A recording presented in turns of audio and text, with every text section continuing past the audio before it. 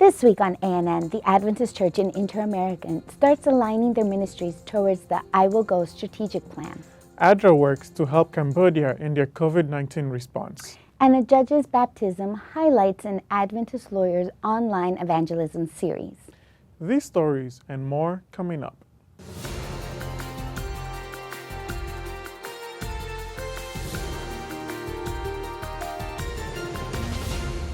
Thank you so much for joining us this week. First in the news, this week, church leaders in Inter-America began the first of many departmental and ministries advisory meetings to unveil strategies, initiatives, and activities that will align with the I Will Go strategic plan led by the Adventist World Church until 2025. Dozens of personal ministry leaders from Inter-America's 24 major church regions met during a 6-hour Zoom video conference to look at the tasks before them. The goal was to strategize how to motivate members to double their efforts in sharing the message of hope in their communities. Personal Ministries Director for Inter-America, Melchor Friaya, said, "Our plan today is about building on the fundamental pillars of Inter-America's I Will Go plan that will focus on evangelism, education, and service. I know that the Lord is going to do extraordinary miracles through your ministry as you implement and adjust your regional initiatives and activities to strengthen the thousands of laypersons who work arduously in the mission throughout the territory." According to internal statistics, 67% of the overall membership of 3.7 million in Inter-America were actively involved in activities and initiatives in the life of the church during the 2015 and 2018 period. The plan is to continue to engage members in the mission of the church and to expand to more committed laypersons or active members. To reach the strategic goals, laypersons or active church members will have certification trainings through several online platforms, discipleship training resources, and a number of social media Bible study resources to witness to their friends, family, and neighbors. Details of the Inter-America's new training platform for laypersons, Aula 7, were presented. Aula 7 is an evangelism and discipleship training platform with courses available in English, Spanish, and French. The platform connects and points to other evangelism platforms under the comprehensive resources managed by the leadership in Inter-America.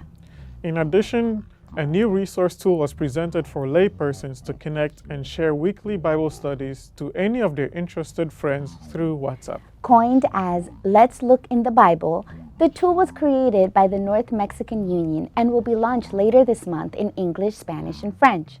Church members will be able to invite their friends and neighbors to take part in Bible studies with follow-up texts and links to video messages on the corresponding Bible study of the week. To read more about this story, visit interamerica.org. To read more about the Adventist Church's strategic focus for the next 5 years I Will Go, visit iwillgo2020.org. Global Affairs Canada has approved approximately 2 million Canadian dollars or 1.5 million US dollars in funding for an ADRA COVID-19 response in the Cambodian provinces of Pre Vihir and Kampong Thom, in addition to 198 villages. ADRA's response focuses on protecting the gains made in maternal, newborn, and child health and sexual reproductive health and rights in the enhanced mother, newborn, child health in remote areas through health care and community engagement, or EMBRACE project. It works to reduce or prevent local COVID-19 transmission and the disproportionate effects of COVID-19 on women and girls at the household community and at structural level. While Cambodia currently has relatively few confirmed cases and has yet to experience rapid case increases and local transmission, the public health system will be quickly stressed if there is a significant outbreak. The return of migrant workers poses a significant risk for a local outbreak. Health facilities have been set up to screen returning workers in the target provinces. Immediate support to the resource-constrained host government is critical to containing COVID-19 and its negative impacts at a larger scale. Since February 2016, ADRA has been implementing the EMBRACE project with funding from Global Affairs Canada. The project aims to improve the health and nutrition of mothers and children in targeted communities, and this additional funding will help respond to the COVID-19 impacts in target areas. 2 weeks of evangelistic meetings broadcast on Hope Channel Philippines touched many hearts, including that of the presiding judge of municipal trial court in Prosperidad, Agusan del Sur. Judge Ofelia Puerto Cabahug and her 2 children were baptized September 6 in Davao City, following the Law and Prophecy series presented by Adventist Lawyers of the Philippines, which began August 23. Cabahug, married to an Adventist, followed the series closely after her sister-in-law, Gizelle Cabahug-Fugoso, herself a lawyer and president of the Adventist Lawyers Group, invited her to watch. Cabahug found the presentation and analogies in the series logical and direct to the point, answering her questions on Bible doctrines. When Fugoso asked her if she would like to accept Jesus as her Savior and be baptized, she readily said yes. The Adventist Lawyers of the Philippines group is actively involved in church ministries, including stewardship, legal and public affairs, religious liberty, and particularly the End It Now campaign against violence. Seventh-day Adventists in Brazil have a new resource to introduce their children and others to the works of Adventist Church co-founder Ellen G. White. The Gift of Nick, an animated series aimed at children, has released its 3rd season. Series coordinator Helio Carnasal serves as the South American director of the Adventist Church's department. According to him, the series' main purpose is to form a positive view about White's person and legacy. Carnasal suggests the material be used by parents as part of their children's religious education. He says teachers in churches' schools can also create parallel activities such as contests based on episodes. Olá, crianças! Quem aqui gosta de assistir desenho? Eu gosto muito! Olha, eu sou o Nick. E você sabia que eu sou um personagem de um desenho animado feito pra você? É isso mesmo. E eu não venho sozinho. Eu tenho a minha irmã Gabi, o meu pai Olá, gente. e a minha mãe. Olá, crianças! Ah, verdade! E esse é o Tig, o nosso cãozinho. Tem um desenho chamado O Presente de Nick, para ajudar as famílias a ensinarem da Bíblia e da história de nossa igreja para as crianças. Mais de 20 episódios prontinhos para assistir. E em breve, uma nova temporada estará disponível onde mesmo, Gabi? No Feliz 7 Play! Play? É Feliz 7 Play, Gabi.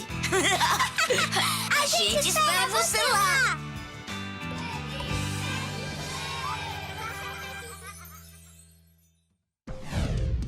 Congratulations to Loma Linda University Health. They have been ranked 11 out of the top 100 employers in California by Forbes' 2nd Annual America's Best Employers by State Survey. Forbes partnered with market research company Statista to collect anonymous surveys from more than 80,000 people working at companies with at least 500 employees. Responses were collected from October 2019 to May 2020 on an ongoing basis to factor in feedback before and during the COVID-19 pandemic. President of the Loma Linda University Health, Richard Hart, said, "We are grateful that our employees have reinforced that Loma Linda University Health is a rewarding place to serve. Our goal is for each of our employees to feel valued and that they take pride in working as a team to serve each of our patients and students. We are committed to being a place that reflects the diversity of our community, promotes inclusion of all, and encourages a healthy balance between work and family." Respondents were surveyed on criteria such as work environment, safety, compensation, advancement opportunities, and telecommuting options. A 16-year-old actor hired for a Seventh-day Adventist Church web series in Brazil has gone beyond his scripted role. Mateus Pereira, age 16, made a commitment to join the church and was baptized. Matthias is known in the Adventist world for playing Gustavo on the web series Outstanding, which portrays themes from everyday teen life. It was through this role that he came into contact with the Adventist Church. For director of the series, Rudy Barros, the participation of the teenager in the recordings played a major role in his decision for baptism. The celebration was broadcast over the internet from the Nepomuceno de Abreu Auditorium in Curitiba. Barros said, as he started reading the scripts and getting involved in the history of Outstanding, He ended up understanding the importance of the message and the importance he had as an actor to represent that message. Church leaders say that while studying for outstanding, Pereira started to participate in Pathfinder camporees and other events. He also went to the Caleb mission trip in Paraguay in January. It was in Paraguay, in southern Paraná, that the turning point in the actor's life took place. The decision for baptism came shortly after the celebration of the project's results at the Central Adventist Church in Curitiba, but the pandemic delayed plans. Undoubtedly, many people contributed to this choice, but the Christian influence in Pereira's life comes from birth. He is the son and grandson of evangelical pastors and grew up in a Christian home. Pereira says, I can produce content that is of good influence, and my plan is to go to college in radio and TV at UNASP, the Adventist school in Brazil. Coming up, we have another update from ADRA and the Middle East North African Union after a deadly blast hit the city of Beirut. But up next, Adventist Community Services is providing aid after deadly storms hit the U.S.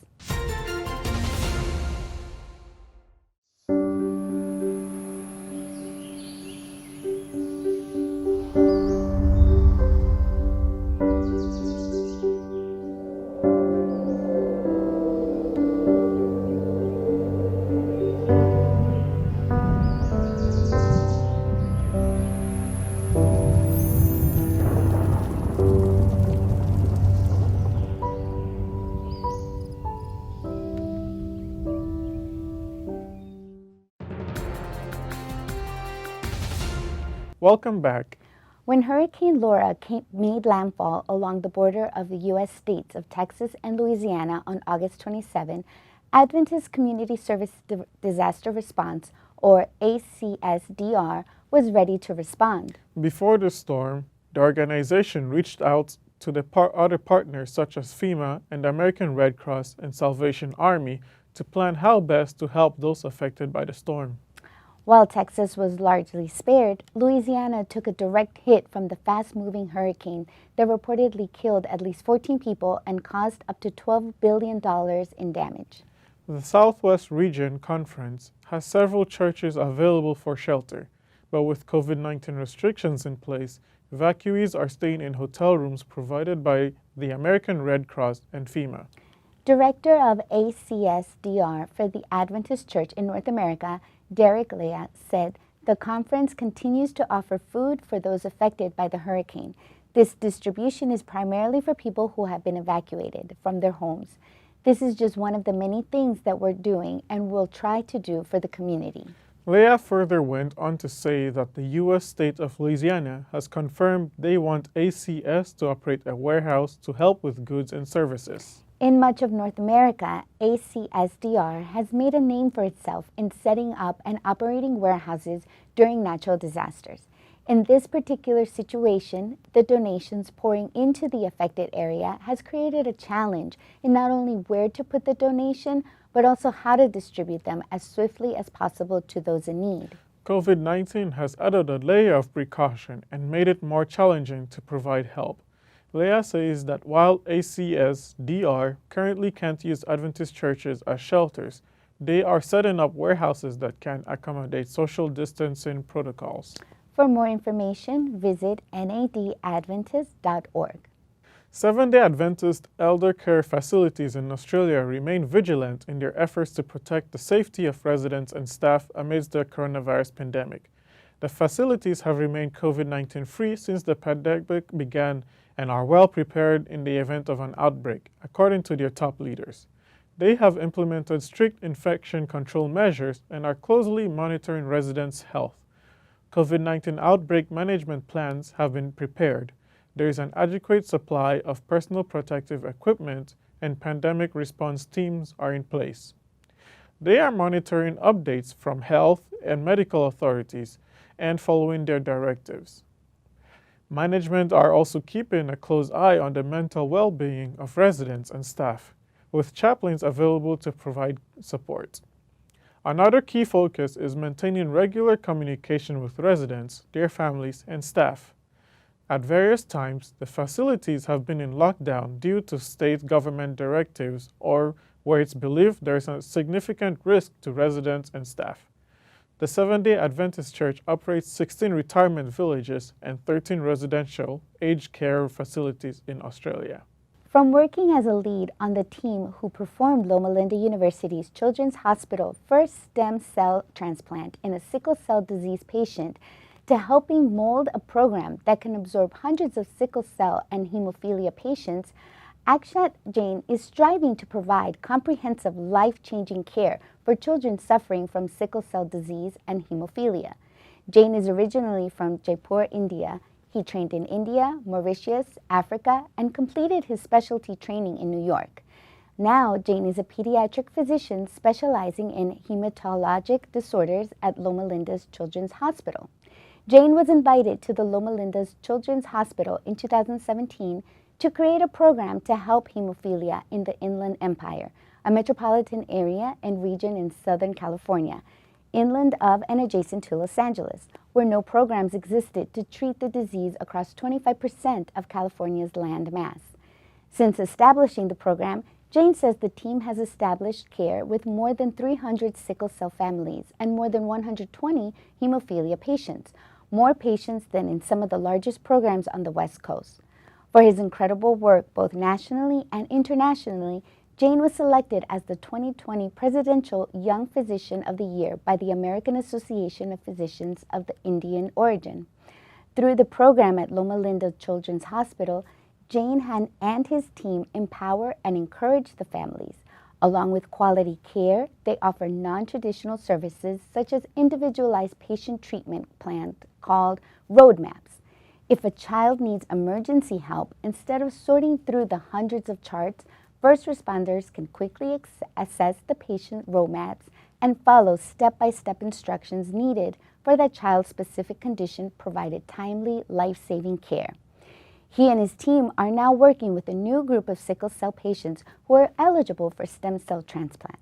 The life-changing and often life-saving transplants began in late 2019.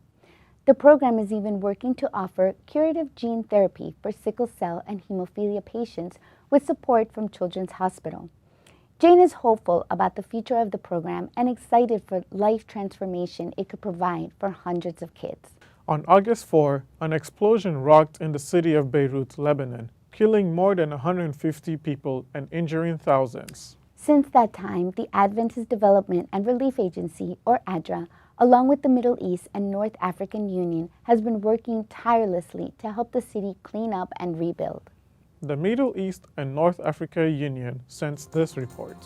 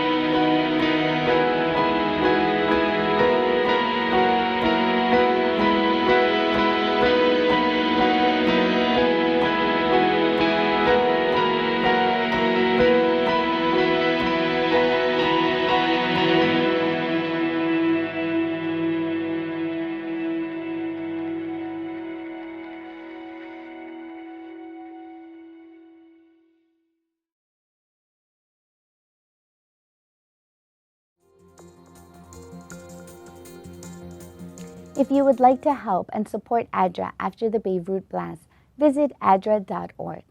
Coming up, David Trim is here for This Week in Adventist History. But up next, how a friendship in Bulgaria changed one man's life. Why is there evil in the world? Are Christians hypocrites? Is the Bible a fairy tale? Does Jesus love everyone?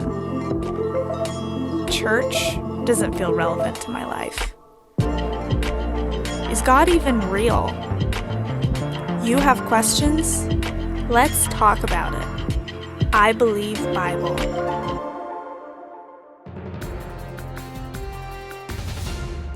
Welcome back. Julian immigrated from Cyprus to Bulgaria and worked as a shoe shiner. Most of Julian's money went to cigarettes and alcohol, but a friendship with a global mission pioneer changed his life. Adventist Mission has more. Julian could barely feed himself from the money he earned shining shoes. He set up every day along a busy walking street in Nicosia, Cyprus. Most of his money went to buy cigarettes and alcohol. A decade earlier, Julian had immigrated to Cyprus from Bulgaria to look for a job. One day, Philip, a global mission pioneer also from Bulgaria, walked by and greeted Julian, asking if he needed any help. Julian was surprised. No one had asked him such a question in a long time. It was nice to hear someone taking an interest in him and speaking his native language. But Julian didn't answer the question and just offered him a shoe shine. While Julian shined his shoes, Philip told him that Jesus loves each one of us, no matter what situation we're in. The mention of Jesus grabbed Julian's attention. The next day, Philip returned and asked again if Julian needed any help. Julian was surprised that the stranger had returned. This time, Philip didn't need a shoe shine, so they just talked for a while and looked through the books that he brought. This became a routine. Sometimes Philip read the Bible to Julian, and eventually the shoe shiner opened up about how he'd worked in construction after arriving with his family in Cyprus. He lost his job and was kicked out of his home for drinking. His family and friends had rejected him. One day, Julian led his new friend to the abandoned building where he slept. His bed was a hard floor. The sight brought tears to Philip's eyes, and they prayed together on the street. Julian felt valued and felt God's love through the pioneer's actions. It was at that point that he gave his life to God. Although he'd drunk and smoked heavily for 35 years, Julian decided to give up alcohol and tobacco that day. His family welcomed him back home, and now he tells everyone who will listen about his love for God. Philip regularly leads a Bulgarian language Bible study. Over 3 years, 8 people had been baptized through Philip's work, a significant number for a country where the Adventist Church has only about 100 members in a population of more than 1 million. He often spends his time mingling with people, getting to know them where they are. Please pray for pioneers like Philip, who are sharing a message of hope with their communities. Thank you for supporting Global Mission.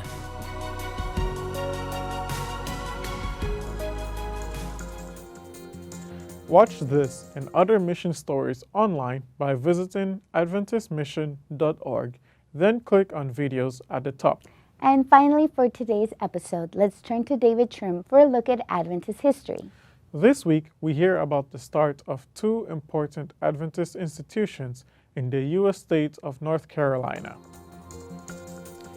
Welcome to This Week in Adventist History.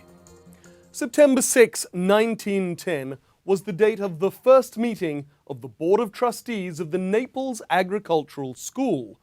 This was a group of Adventist laymen and women, led by Mrs. Martha Rumbaugh and Professor Sidney Brownsberger, who wanted to found a self-supporting school at Naples near Fletcher in Henderson County, North Carolina. They had been inspired by the example of a similar school at Madison, Tennessee. As at Madison, the school gave rise to a sanitarium. But while the Madison institutions eventually closed, 2 institutions continue the work begun at Naples. The sanitarium long since ceased to be self-supporting, and today it comes under the church's Advent Health system. What is now called Advent Health Hendersonville is a 103-bed hospital that last year treated more than 370,000 patients. Fletcher Adventist Academy, meanwhile, is still self-supporting and thus continues the original vision of those first Naples school trustees. And also on the 6th of September, but 29 years earlier, in 1881, an article by Ellen G. White was published in the Review and Herald. It presented one of the clearest statements of what today we call total member involvement. Ellen White wrote, "When Christ ascended, he left the church and all its interests as a sacred trust to his followers, bidding them see that it was kept in a flourishing condition. This work cannot be left to the ministers alone. Every member should feel that he or she has entered into a solemn covenant with the Lord to work for the best interests of his cause at all times and under all circumstances. Each should have some part to act, some burden to bear, investing something in time and interest for the life and prosperity of the church." There's a good thought for the Adventist present and future that comes from this week in Adventist history. Thanks for watching ANN. Join us next week for more news from the headquarters of the Seventh-day Adventist Church. We'd love to hear from you. Send us your feedback and tell us how your church is making a difference in its community. Be sure to capture plenty of video footage and photos. Then write up a summary of the event's important details. And feel free to send full video reports as well. You can reach us by sending an email to annvideo11@gmail.com. Before we say goodbye, here's some good news from the book of Hebrews, chapter 7, verses 24 and 25. The passage says, "But because Jesus lives forever, he has a permanent priesthood. Therefore, he is able to save completely those who come to God through him, because he always lives to intercede for them." That's our program for this week. And remember, you can always visit Adventist.news for daily stories and videos. Until next time, God bless. Take care.